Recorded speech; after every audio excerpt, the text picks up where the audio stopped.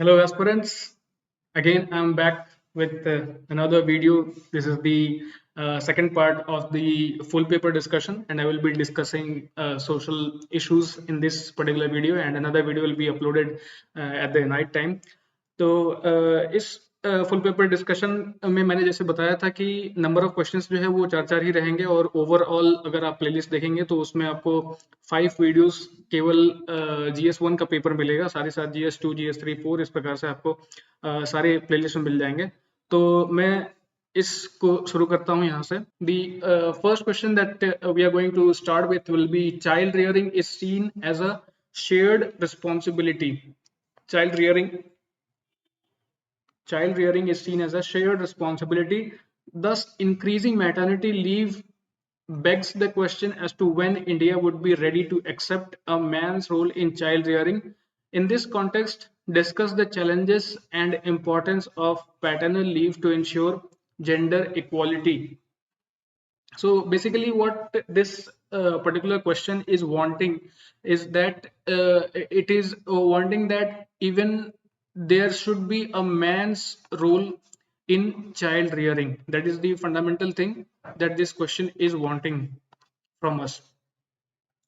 तो आखिरकार बच्चों की परवरिश में केवल वुमेन का ही जो रोल होता है उसको ही देखा जाता है हमेशा से, लेकिन इस क्वेश्चन का कहना है कि अब बदलते वक्त के साथ ही जो है जेंडर इक्वालिटी को ध्यान में रखते हुए एक मैन का भी रोल होना चाहिए चाइल्ड रेयरिंग में। इसलिए एक सर्टेन काइंड ऑफ मैकेनिज्म या फिर certain kind of rules laws जैसे कि मैटरनिटी बेनिफिट एक्ट वगैरह है, उस प्रकार के जो एक्ट्स हैं उससे जुड़े हुए कुछ चीज ऐसे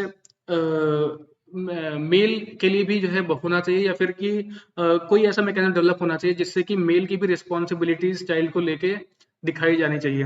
तो इन सारे चैलेंजेस और इम्पोर्टेंस को ये पैटर्नल लीव को लेके यहाँ पर ताकि जेंडर इक्वालिटी को सही मायने में हम जारी कर सकें उसके लिए इस पे हमें आंसर देना है। तो मैं इससे स्टार्ट करूंगा from the introduction part. As I already told you that I am not giving any heading to any of the answers because these are simple statements, these are only hint answers.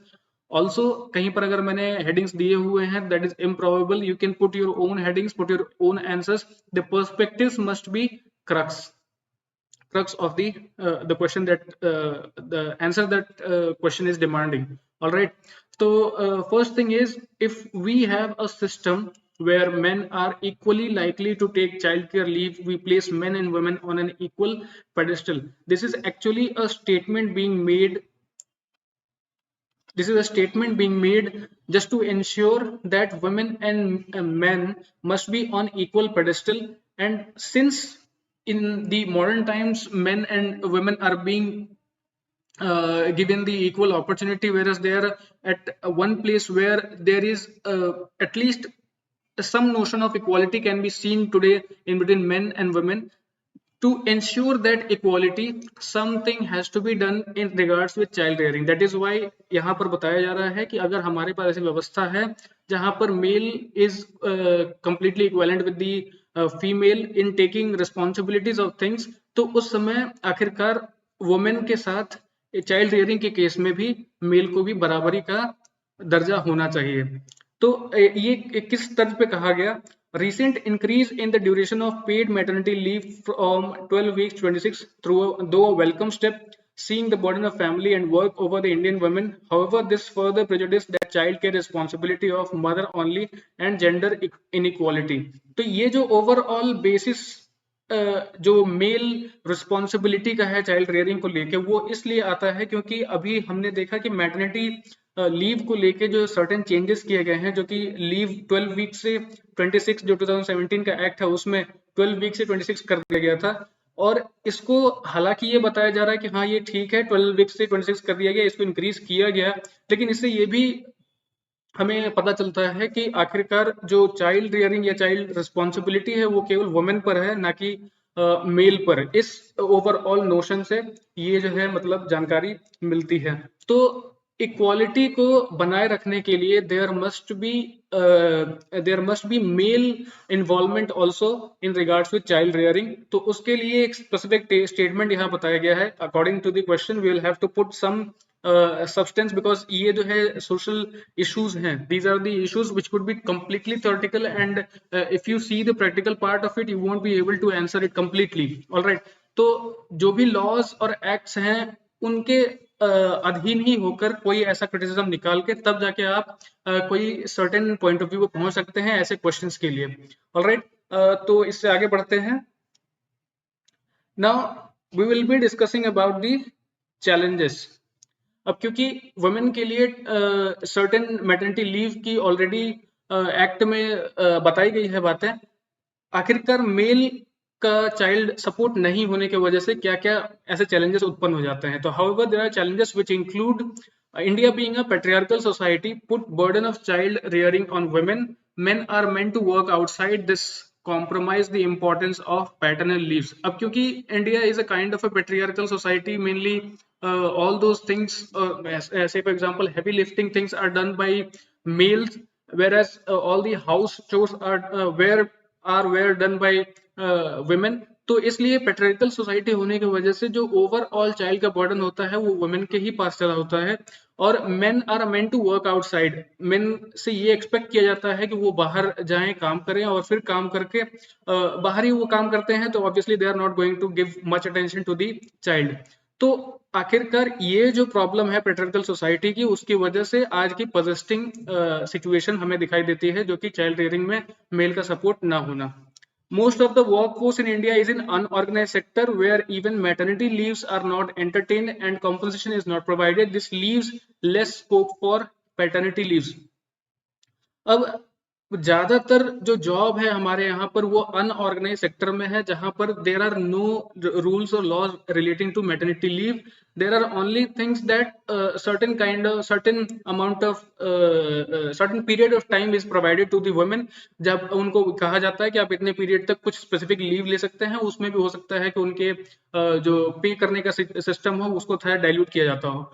तो जो unorganised sector है, जो labour sector है, या फिर उससे भी middle class में भी इवन सर्टेन सेक्टर्स हैं, मिडिल क्लास भी जहाँ पे जॉब करती है, वो ऐसे मिडिल सेक्टर में वुमेन को मैटरनिटी लीव नहीं मिल पाती। और जब ऐसे सिचुएशंस अराइज होते हैं और अगर अनएम्प्लॉयड मेल है घर पे, तो भी उसका आखिरकार क्योंकि पेट्रियार्कल माइंडसेट कहीं ना कहीं आ जाता है, तो भी उसकी रिस्पॉन्सिबिलिटीज चाइल्ड को लेके डाइल्यूटेड ही होती हैं, या फिर वो हो सकता है कि उस पर बहुत काम नहीं कर पाते। तो यहाँ पर ये बताना है कि provided this leaves less scope for paternal leaves. Paternal leaves फिर अगर क्योंकि most probably the male of the house is going to work, there are less situation when male is not working. ज्यादातर जो है मेल ही काम करते हैं, तो उनको भी पैटर्नल लीव नहीं मिल पाती है। तो ये सिचुएशन अराइज हो जाता है, जिसकी वजह से चैलेंजेस खड़े होते हैं। However, importance of paternal leaves lies in enhancing gender justice, sharing responsibility of child rearing by men. Importance of paternal leaves lies in enhancing gender justice. Paternal leave को इसलिए नहीं बताया जा रहा कि because there is some kind of system regarding women, then only these systems must be developed for male.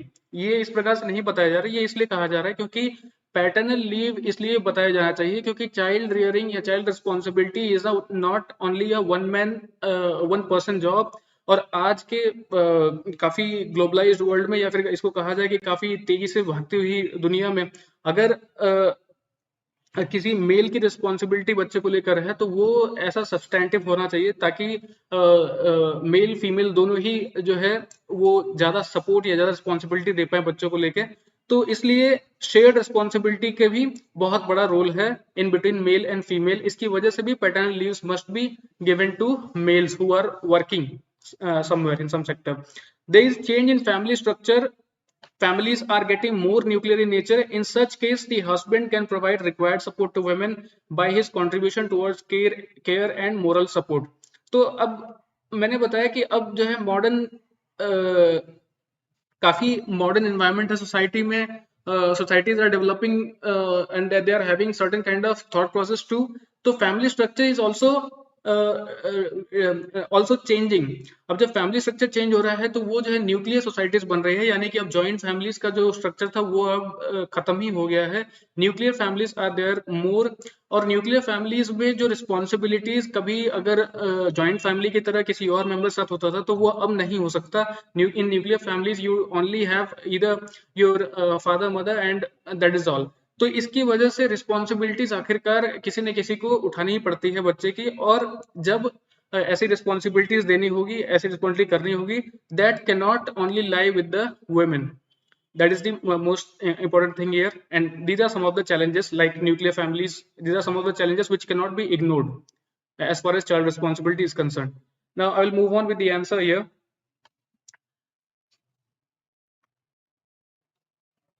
Okay, now parental leave increases income at the household level as well by supporting dual earner families. Women will not have to take prolonged career breaks. This enhances the financial security and freedoms of women. So these are actually importance of paternal leave.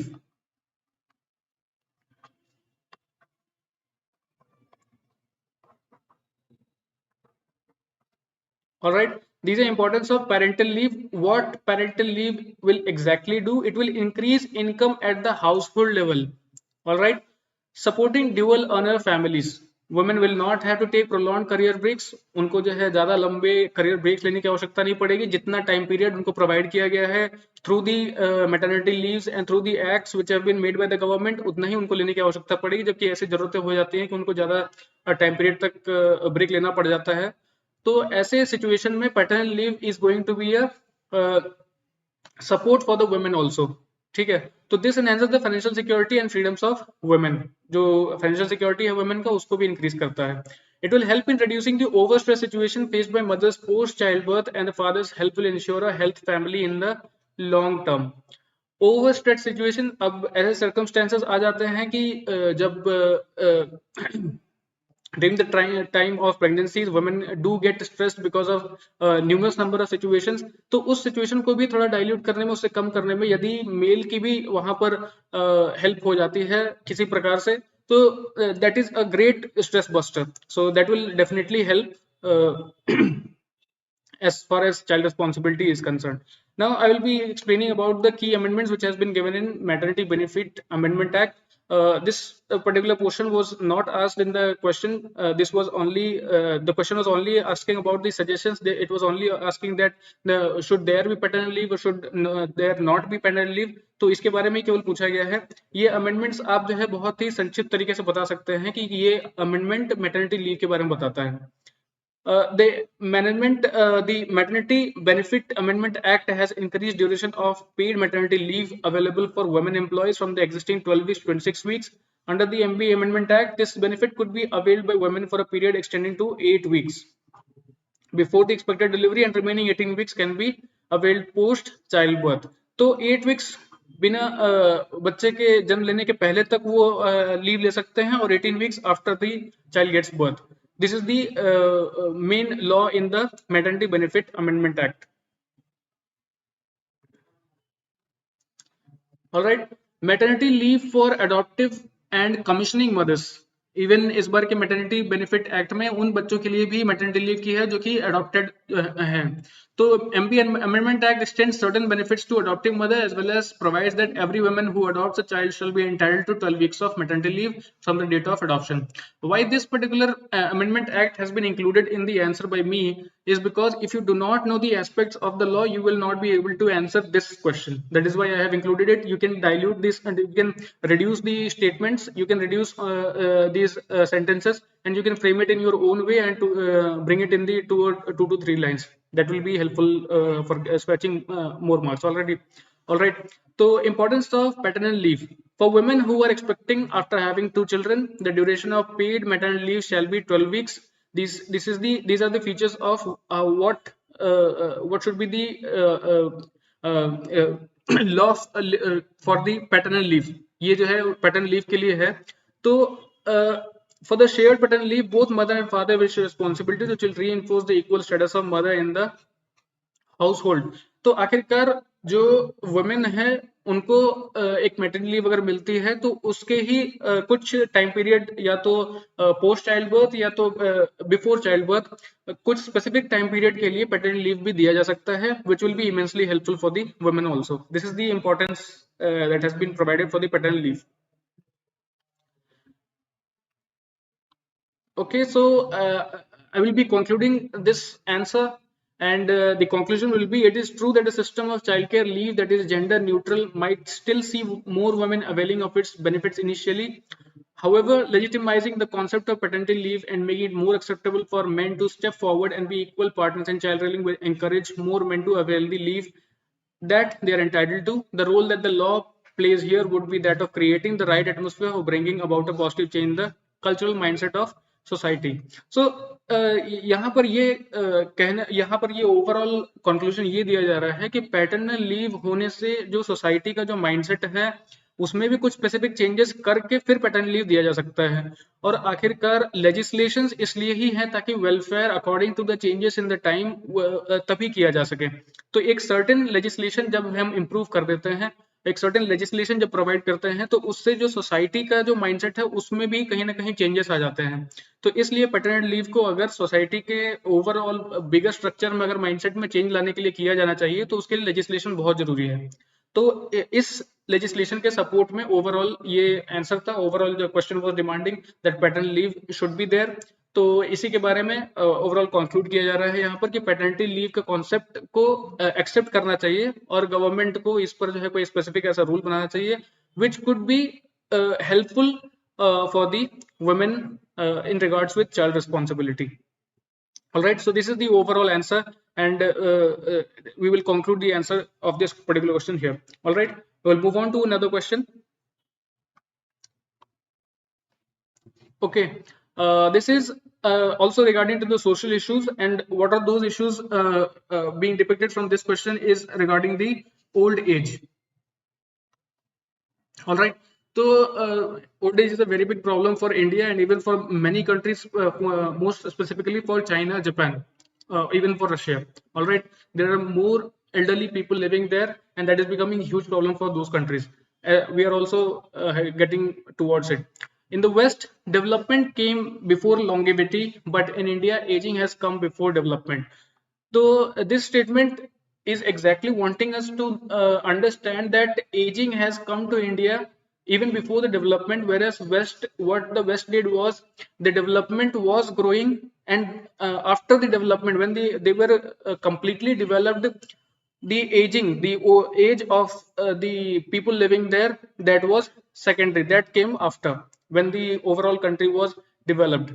That is the overall statement that is being made. So what's the question is, elaborate the statement with respect to elderly in India. तो what we have to do is हमें ये बताना है कि जो old age है यहाँ पर भारत में, जो ओल्ड एज है हमारी पूरी जो भारत देश है, जो भारत देश में पूरा डेवलपमेंट अभी नहीं हुआ, पूरी तरह से विकसित नहीं हुई है, लेकिन फिर भी जो हमारे एल्डरली हैं उनका जो ओवरऑल एज है, जो एवरेज एज है एल्डरलीज का, जो परसेंटेज ऑफ एल्डरलीज है हमारे यहाँ पे, उनकी पॉपुलेशन काफी ज्यादा है. तो उसको लेके हमें यहाँ पर आंसर बताना है, उसमें ये चीजें इंक्लूड करनी है कि कैसे development lagged whereas the ages of the elderlies increased. तो हम इसके बारे में ओवरऑल आंसर बताएंगे. तो आखिरकार ये जो ओवरऑल पॉइंट था ये कहाँ से आ गया, तो इसके लिए हम स्पेसिफिक स्टेटमेंट दे सकते हैं. According to the global age watch index that measures the quality of life using income security, health, personal capability, and enabling environment for people age 60 and older. I would again say that if you do not know the organization's name or index name, if you are unaware of the organization, or if you are unaware of the index, I would recommend that you don't use all these things.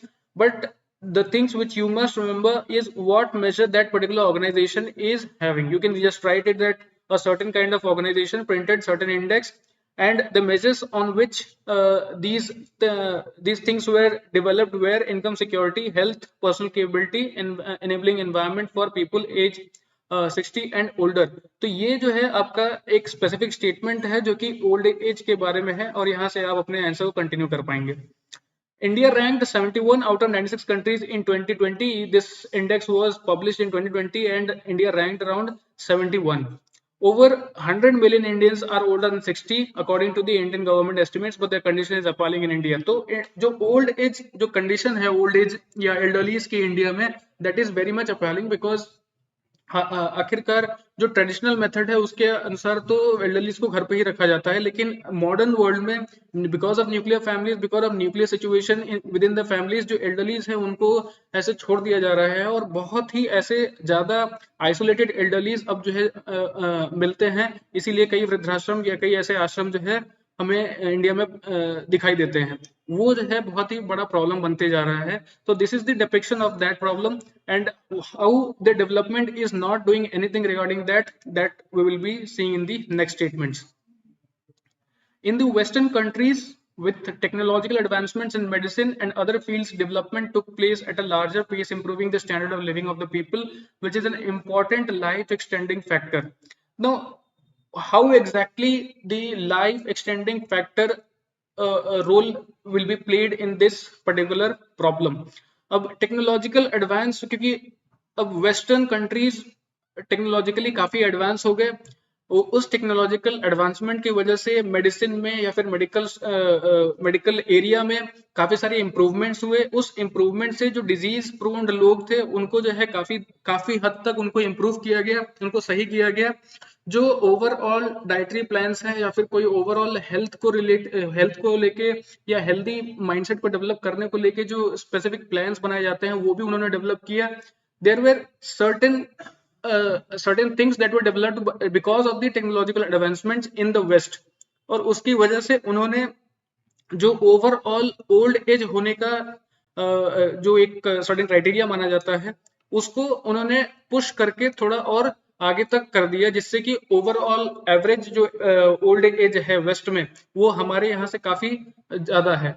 और काफी for around 80s also the people in the west don't seem very laggard, और हम उन्हें ऐसा नहीं कह सकते कि वो काफी जो है बूढ़े या फिर काफी कमजोर दिखाई देते हैं। तो इस प्रकार के जो टेक्नोलॉजिकल एडवांसमेंट हुए वो जो है कहीं ना कहीं बॉडी पे बहुत ज्यादा असर किया, और उसकी वजह से वेस्ट में जो लोग हैं वो थोड़ा सा आज भी 80s में भी होने के बाद थोड़े तंदुरुस्त दिखाई देते हैं। हालांकि एल्डरलीज की सिचुएशंस तो हर देश में एक ही प्रकार की है, लेकिन because of the technological advancement जो 80s या 70s के जो लोग वेस्ट में मिलते हैं they are far better because of the development that has already been there. All right, let me move on with this. However, in India, despite economically people started living better life than before, but the social ties were still based on old characteristics itself. तो मैंने बताया कि there are traditional type of living in India, क्योंकि we have certain kind of belief regarding the human life, and that life is regarding the overall structure of an individual की जो overall life है उसको जो है 4 अलग अलग parts में डिवाइड किया जाता है। उसे पहले बालाश्रम, फिर जो है गृहस्थाश्रम, और इस प्रकार से 4 अलग अलग में डिवाइड करके और वृद्धाश्रम जो है लास्ट स्टेज में बताया जाता है। तो ये जो वृद्धाश्रम है उस चाहे यहाँ पर लोग काफी इकोनॉमिकली रिच भी हो जाएं, लेकिन उस 4 स्टेजेस को जरूर फॉलो करते हैं। उस 4 स्टेज को फॉलो करने के लिए आप देखेंगे कि वृद्धाश्रम का जो एरिया है उसको इवन फैमिली जब न्यूक्लियर हो गई तब भी ऐसे एल्डरलीज को आइसोलेट करके उन्हें जो है कहीं और भेज देते हैं। तो अभी ये सिचुएशन लास्ट 10 इयर्स में काफी ज्यादा देखने को मिली है। उसके पहले भी काफी थी लेकिन वो थोड़ा सा कम हुआ करती थी, लेकिन अभी large chunk of people who are in the elderlies who are in old age could be found in वृद्धाश्रम and other institutions who support old age. All right, so that is a situation in India right now. Because of modernity, immigration and globalization, older people abandonment has become more. मैंने बताया कि जो old age लोग हैं उन्हें abandon कर दिया जाता है, उन्हें एक सर्टेन इंस्टीट्यूशन में छोड़ दिया जाता है या फिर कहीं पर उन्हें छोड़ दिया जाता है। इसकी वजह से these isolated people are becoming more and more in population, and there is no valid mechanism to get them into the overall structure of the government के प्लान्स में जो है उनको कहीं पर फिट नहीं किया जा पा रहा है। The problem is not the 100 million seniors in India, the problem is they do not have enough savings. अब क्योंकि India is not a country with very high per capita income, और पर कैपिटा इनकम बहुत ज्यादा नहीं होने की वजह से जो भी व्यक्ति जो भी अर्न कर पाता है through out his life, that is not very much enough for him for savings जब वो ओल्ड एज में हो जाए, क्योंकि ज्यादातर जो एक्सपेंसेस होते हैं वो डेली लाइफ में ही खर्च हो जाते हैं, तो इसलिए सेविंग्स इतनी नहीं हो पाती कि वो अपने ओल्ड एज में बहुत अच्छे से इस्तेमाल कर पाए। तो ये जो प्रॉब्लम है 100 मिलियन सीनियर्स जो अभी ऐसे हो गए हैं जो कि आइसोलेटेड फॉर्मेट में है और वो गवर्नमेंट की स्कीम्स प्लान से भी बाहर है, उनका थोड़ा सा हेल्प कर पाना आज काफी मुश्किल हो पा रहा है। That is the problem because they do not have enough saving. Even this is the part economical problem that is persisting today for the elderlies. There is a little way of social safety net and health infrastructure. Too few have health insurance or pensions. India still largely relies on the family to take care of its elderlies. The strain is showing as families splinter. Old age homes still carry the stigma of abandonment and destitution. Adult day care centers are too few. Many old age homes do not accept patients with dementia. So, what are the problems with the elderlies when they are being admitted to a particular institution? उनके पास social safety net काफी कम है, health infrastructure government के द्वारा develop किया गया है उसमें भी वो फिट नहीं आ पाते, बिकॉज कई बार ऐसे होती है कि आइडेंटिटी ही उनकी ना हो, कोई स्पेशल परिचय नहीं हो पाता है क्योंकि उन्हें आइसोलेट कर दिया जाता है इसकी वजह से। हेल्थ इंश्योरेंस जो कि गवर्नमेंट द्वारा स्टैब्लिश की गई है, जो कि शुरू किया गया है, उसमें भी मैंने बताया कि आइडेंटिफाई नहीं होने की वजह से उसमें काफी इंक्लूड नहीं कर सकते। पेंशन्स भी उनको काफी लोअर मिलते हैं। India still largely relies on the family take care of its elderly. मैंने बताया कि चार ऐसे आश्रम भारत में जो सनातन हिंदू धर्म है उसमें जो है फॉलो किए जाते हैं। उसमें जो वृद्धाश्रम वाला है स्टेज, उसमें न्यूक्लियर फैमिलीज ये समझने लगी कि उन्हें जो है मतलब आइसोलेट कर देना चाहिए। ऐसे कई सारे अभी जानने को मिले हैं। The strain is showing as family splinter, old age homes still carry stigma of abandonment, destitution. अब जो ओल्ड एज होम्स होते हैं वहां पर भी जो देख रेख करने वाले होते हैं उनको ये पता होता है कि ये तो आइसोलेटेड है, ये तो कहीं से हटाए गए हैं, इनको किसी ने छोड़ दिया है, इसकी वजह से उनकी प्रॉपर देखभाल भी नहीं होती है। तो ऐसे ओल्ड एज होम इंस्टीट्यूशन हैं उनको भी थोड़ा मैकेनाइज करने की आवश्यकता है। Adult day care centres are too few, many old age home do not accept patients with dementia. अब डिमेंशिया वाले patient, because there is a right to live, dementia वाले पेशेंट को बहुत सारे ऐसे इंस्टीट्यूशंस एक्सेप्ट भी नहीं करते, जबकि उनके लिए भी स्पेसिफिक ऐसे इंस्टीट्यूशंस होने चाहिए।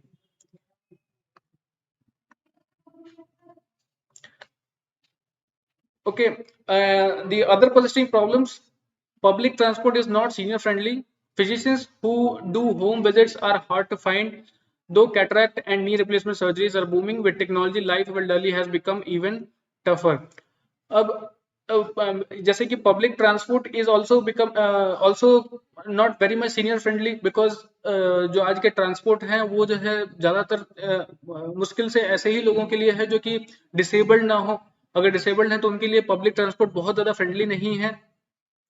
ऐसे फिजिशियंस हैं जो कि डोर टू डोर कैंपेन में काफी या तो एक्सपेंसिव होंगे या तो फिर वो एक्सेप्ट ही नहीं करते कि हाँ वो डोर टू डोर कहीं पर जाते होंगे किसी को डायग्नोस करने के लिए।